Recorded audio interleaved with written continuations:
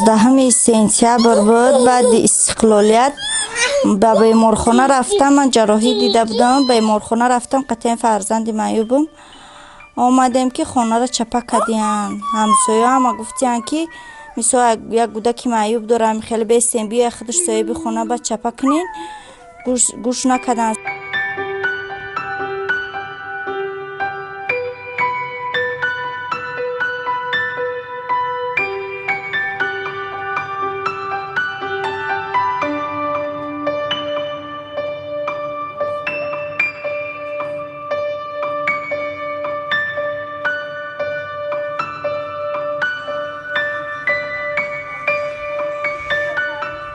با قرب زمستان سر میشه. برایم میگم که اگام اجازت یعنی اگام یاردم کنن که امی خواهش داریم که امی را با آخر رسانیم که امی چی کننده غم نتیم دیم بارا نیوین چپا نکنن. مثال به خاطر امی کودک معیوب هم جناب میگه که معیوب را دستگیری کنین. مثال